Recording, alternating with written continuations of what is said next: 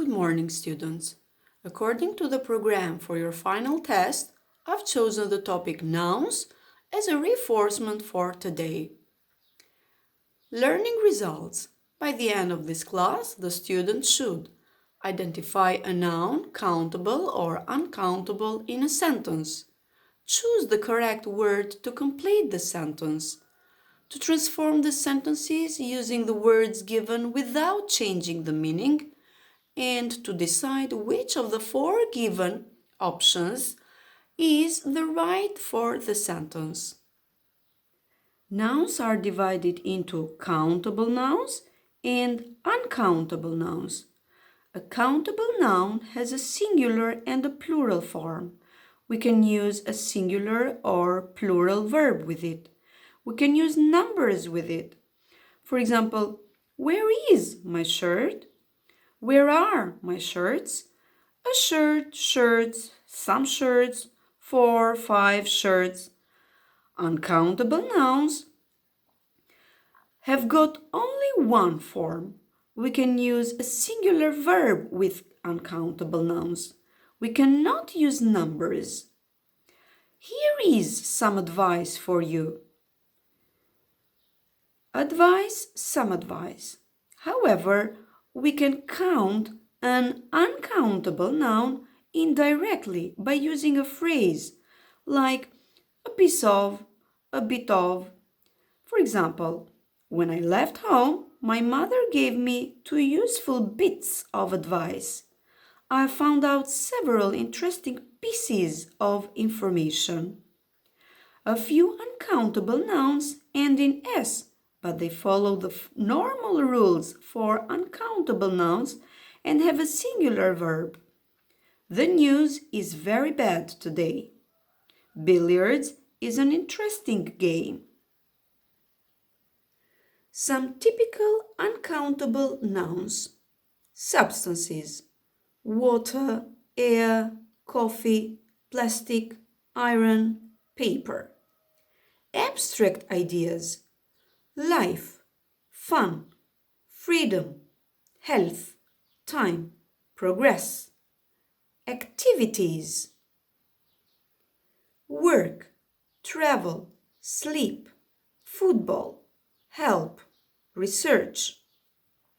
Human feelings: anger, happiness, honesty, hope, respect, courage.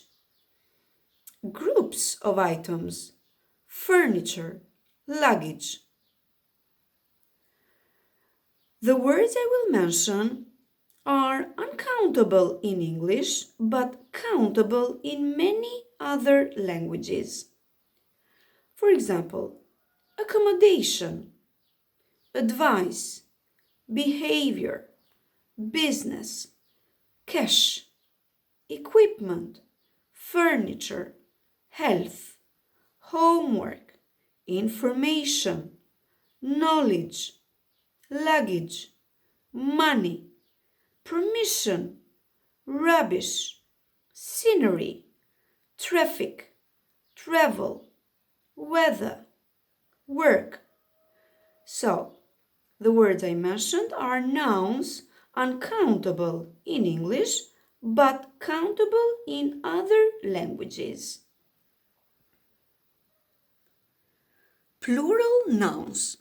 These nouns only have a plural form and are used with a plural verb. For example, my trousers are too tight. The stairs are very steep.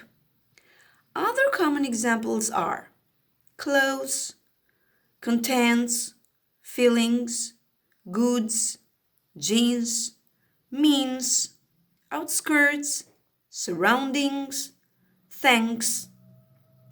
There are some nouns ending in S which are used with a singular verb. For example, the news is on at 9.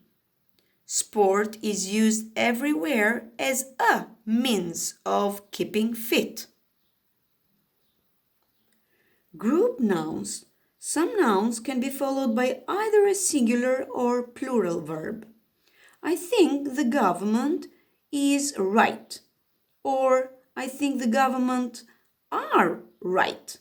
It depends whether we think of the group as a whole, singular verb, or its individual members, plural verb. Other common examples are army, audience, class, crew, company, crowd, data, family, group, media, press, public, staff, team. Some group nouns are only used with a plural verb. For example, cattle, police, and people. Changes of meaning. Some words have different meanings in countable and uncountable forms. Countable: an iron, uncountable, some iron. In the first case, it means a domestic appliance, and when it is used as uncountable, it is a substance, a material. A wood, a small area of trees, some wood, a substance, material. A paper, it means newspaper, some paper, a substance or material.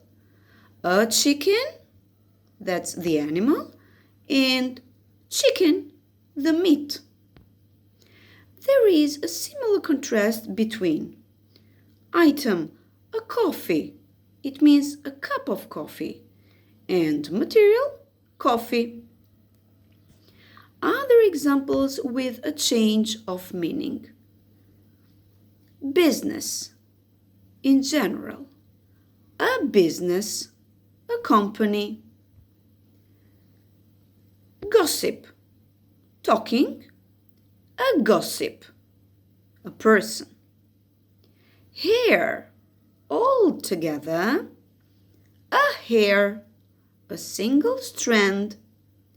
Help, in general, a help, a helpful person or a helpful thing. Toast, it means grilled bread. A toast, a form of words said before drinking. Work, in general, a work of art or engineering. Let's practice. Complete the second sentence so that it has a similar meaning to the first sentence using the word given. Do not change the word given. You must use between 2 and 5 words, including the word given. This island has a large population. You should use the word people. There are a lot of people on this island. Do you own these things? Are these your belongings? The weather was good on our holiday. We had good weather on our holiday. There were a lot of cars on the road to Manchester. Traffic. There was a lot of or lots of traffic on the road to Manchester. Gary is a very strong person, in my opinion. Strength. Gary has great strength, in my opinion. There are pieces of paper all over the floor. Litter. There is litter all over the floor. Can I park my car here? Allowed. Is parking allowed here? I know these machines are very expensive. Machinery. I know this machinery is very expensive. Complete each sentence with a suitable word from the box. The words are flight, item, piece, sheet, clap, head, set, slice. 1. Let me give you a piece of advice. 2. There is an interesting item of news in the paper. 3. A flight of stairs takes you to the top of the house. 4. Could I have another sheet of paper, please? 5. Helen has a lovely head of hair. 6. Do you want another slice of toast? 7. We bought Mike and Lynn a set of cutlery for a wedding present. 8. The lightning was followed by a clap of thunder. Decide which answer, A, B, C, or D, best fits each space. Food habits. Breakfast is one of those meals that varies from person to person and country to country. For some people, it means a slice of toast and some coffee. In various places, I've also been offered cheese or fruit. Business executives might eat breakfast at the office, while for many school children, breakfast is a glass of milk at home and then a long wait until the first break of the morning, when they eat sandwiches or a chocolate bar.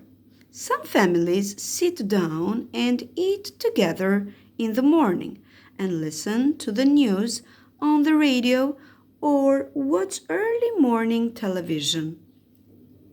For other people, the early morning is a rush to school or work, and there simply isn't time for breakfast. I wish you great success in the final test.